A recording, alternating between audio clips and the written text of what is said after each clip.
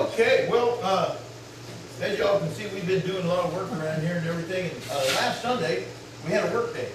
It was just our family, basically, and we were going to get some stuff done. And I'll never forget, everybody was like tired, and you know, at the end of church, you're just like, oh, we ate something, and we were all sitting around, and nobody really wanted to do anything, you know. And at first, we weren't going to do it, and then we were going to do something, and then finally, we all decided we'd go and do it. And the funny thing about it was, when we went and did everything, it was fun. I don't think I laughed as much as I laughed that day and had more fun in a long time. But it was a work day. You know, and it kind of got me started to think about that. And probably the best example that I ever had, and one that stuck with me for my entire life, was a man named Mr. Yeager. When we were kids, my parents bought a small ranch. And when they bought it, there was only a one-bedroom house on the ranch. And they were going to plan it on building, but there were six of us kids, and my parents. So we all lived for almost a year in that one-bedroom house. Anyway, after the house was built and everything, up just down the road from our ranch was the fire station. And so this one guy, his name was Mr. Yeager. He worked at the fire station. He came by one time and he said, hey, you know, I'll help you guys feed and whatever you need if you let me live in that little house. And we weren't doing anything with the little house, you know, so my parents said, oh, that'd be great, you know. And he was a really nice guy.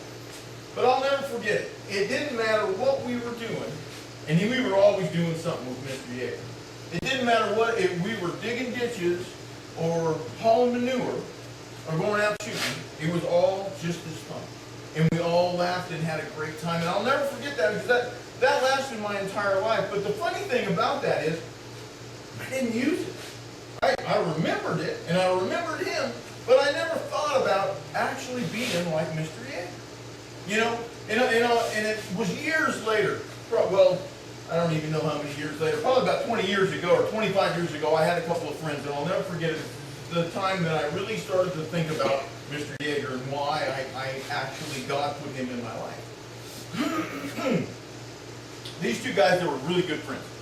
And we would do stuff together all the time. But one of them, and I had leases all over the country, and I'd be running cattle and doing stuff. And so anytime I had to go and do fun stuff, both of them would come every time. But when I had to go and fix fence and do other stuff, the one, and I'm not going to mention any names in case this ever gets out anywhere. I don't want nobody to get upset with me because they were both good friends. But the one guy, he would come every time, and he would help me work and do whatever needed to be done, and he'd be there until we were actually done. He didn't care how long it took because that was important to him, and I could tell that. And the other guy, well, we start working or doing something like that, and he just like, he'd find a reason or a problem, or you know how some people are, you know, there's always, oh, we can't get that done, that's dull, that'll be too long, or that's too hard, or we need some more people, or we gotta do that, you know what I'm saying? And after a while I started thinking about that. And I realized, you know, why God gave me Mr. Yeager when I was a kid, and now this other friend, is to realize that we're supposed to always be happy and enlightening, helping other people, always being good help. That's what we're supposed to do as Christians, you know. And of course, at the time I was a growing Christian, you know, and as I was going through life, I was learning, and we all are supposed to learn. But the basis for everything that we do, it took me even longer. I saw that, and I realized that. But then one day I came across this in the Bible, and it says that work like we were working for God. Everything that we do, we should be doing it like for God. And as I started to think about that, I realized there's a giant difference in like working for someone else, but when you're working for God, you know what God has done in your life. You know how much He has sent and given us over the years, and then the bottom line is He's given us Jesus Christ, who gave us eternal life and wanted us to live forever and didn't want to lose even one. So as we pile all that up, we start to realize it's easier to live for God. But you know what? A lot of times it's really hard to remember that. You know, you go through life, and I'll never forget one time, this is, you know, just one of the examples of things that happened. I remember one early morning, it was church, and we'd been gone for 3 days, and the front of the church was unmowed. And it was grown up, And I thought, you know what? People aren't going to get mad at me if I don't know that. You know, and I started to go through the morning doing different things, and I started to think, but God, you know, what would God want me to do? It wasn't about the people that were coming to church as much as that I was working for God. And God, you know, that people would say, oh, that's okay, we know you were gone for the week. That's one thing. But God knew that I had plenty of time. If I wanted to walk down there and get on that lawnmower and take about half an hour and clean things up, it wouldn't hurt me. And so I did. And you know, at the end of it, it took less than a half an hour, and it was simple, and I was pretty happy. The whole place looked nice. But you know, when we do things, we have to remember always who we're working for and what we're doing it for. You know, to shine His light into this world means all things. It doesn't just mean that we go around telling somebody scriptures. It doesn't mean that we go around and point our fingers at people and say, well, you're going to be damned if you don't do what God wants you to do. No, it is nothing like that at all. What it is that we go and we show. We go and we shine the light of Jesus. You know, Jesus said something at one point in time in the Bible to His disciples. He washed their feet, which at the time was a horrible thing. It was the lowest job a man could have. And in fact, the disciples said, hey, wait, no, you can't do this. That's too, I mean, you're our Messiah. You're God to us. Why would you be washing our feet? And instead he said, no, let me do this. So he did. And when he got done, he said this. He said, do as I have done for you. So he was giving them a message. He was showing them that the examples that he gave weren't the examples of someone who stood over everyone, but as an example that he said, look how high I am, yet I lowered myself all this way so that you might raise yourself up. And that's what he wants us all to do, is to come to a place where we can understand that we're to help others. We're to do whatever we can. And that means not just talk, but actually do. You know, there's so many things in the Bible that come to mind when I think of these. But the one thing that really hits home for me is when Jesus had passed and he had rose again, and he was talking to the disciples, and he was talking to Peter. Now y'all remember the story where he comes back and he talks to all the different disciples, and he talks to doubting Thomas and tells him that he had died and shows him the scars. Well, he's talking to Peter now, and he's about to leave. He's about to go back to heaven. And he tells Peter, he says, Peter, do you love me? And Peter really loved him. Peter, if you remember now, let me remind you of who Peter was. Peter was the one that at one point in time, he's just like any one of us. You know, one second he's like on fire for Jesus, and the next second he was actually going to, he drew his sword and was trying to defend Jesus at one point, and the very next morning he's denying even knowing Jesus. Do you remember all that? He denied, as the crow, or the rooster crows 3 times, he denied him 3 times. So anyway, we remember all that, but now all of a sudden Jesus is telling him that he knows that he loves him. He knows his heart. So he keeps saying, though, Peter, do you love me? And Peter says, you know my heart, Jesus, I love you. And he says, then take care of my sheep. He says, take care of my sheep. Now he repeats it 3 times, and the last time Peter's a little bit disheartened, but I think he actually finally realized that Jesus knows his heart. He knows how much he loves Jesus. But he's telling him, because of that love, to take care of my sheep. What does that mean? That means that we're supposed to go out and do things. You know, a guy that told me this a long time ago, we talked about this, and he said, you know, sheep are dirty animals. They're dumb, and they're dirty, and they aren't really that smart. I mean, they aren't really, you know, something you really like to.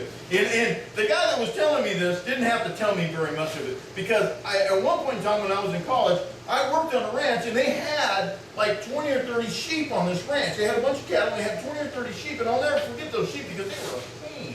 They were always dying. We couldn't keep them healthy. And finally, I kept telling them, get rid of those sheep. You know, we don't want to deal with those sheep anymore. Just get rid of those sheep. And they finally got rid of the sheep. So when this story came up and they were telling, and we were talking about this, how Jesus said, take care of my sheep, I completely knew what he was talking about. Because the sheep are not smart. And they die really easily. And they don't take to, you know, like learning that well. You know what I'm saying? But he said, take care of my sheep. What he meant was that it's going to be a difficult job. It's not going to be an easy thing. But because you love me, Jesus Christ, because you love Jesus, you will take care of my sheep. That's what he's asking. And so, I guess what the bottom line is that it's not always easy to have the right attitude. But when you start to realize what it is, the attitude that we're supposed to have, it isn't about others as much as it is about that we believe and trust how much Jesus loved us, and to transfer that love to the world, to shine that love out. Even though a lot of times we get a lot of weird stuff back, that's okay. Do the right thing always. Stay on course. Stay on course. And that's what Jesus wants us to do more than anything. And that's the reason why he told us. He told his disciples when he was telling us to do as I do to do. We need to see him as our example. 1 Timothy 4:12 very simply states, be their ideal. This was Paul talking to Timothy, and he was trying to tell him that we need to be who we're supposed to be. We need to shine it out by our actions. We need to be an example for others because we are Christians. And I'll tell you a funny thing, another little story, sideline story about being the ideal, being the person that we're supposed to be. I knew a guy one time, and you could ask him, hey, how are you doing today? And he'd say, oh man, I'm so good. If I was any better, blah, blah, blah. You've all heard that, right, everybody? Within 5 minutes, I'd hear him telling somebody how awful everything was in the world. How awful, his yesterday had been because of this, that, and the other. Now, he just got done saying how great everything is. But the next second, he was telling all these bad things that have gone on, and they're going on, and that there's no hope. And the weather's going to change. Oh, we're going to have horrible this, we're going to do that. You can't be their ideal if you're a hypocrite. You can't be that. Now we're all going to fall. We're all going to say stupid things. We're all going to do the wrong thing. But don't be fake. Don't be fake in the way we do it. Don't say, well, I got Jesus, so I'm good and everything's going to be great. If you're feeling like there's a problem. If you're feeling like there's a problem, Jesus would rather have us say, I think there's a problem. I've got a problem in my life. And talk to somebody about it and be real. Rather than try to hold on to something or say you're holding on to something and then really just throw it right out with your next words. So remember that don't be hypocritical in the way we shine His light. Don't shine it only to break it later. Titus 2:7 says this. You yourself must be an example to them of good deeds of every kind. Let everything you do reflect your love of the truth and the fact that you are indeed earnest about it. You are indeed earnest about it. It means really show it. Don't just say it. Don't pretend it. Really show it. A long time ago, a guy told me this story, and the story doesn't mean anything, but the line he said is, I don't have a dog in this race. I don't have a dog in this race. And I love that. Because, it makes you think, there's no reason to even worry about that. I ain't got a dog in the race, so who cares who wins, right? Put your dog in the race. Put your dog in the race. Don't believe what you say by putting your dog in the race. In other words, put yourself in as a Christian. Stay there. You got a dog in the race. Remember that. And then finally, Hebrews 10:24 says this. Let us outdo each other in being helpful and kind to each other and in doing good. We need to continue to shine. We need to continue to shine.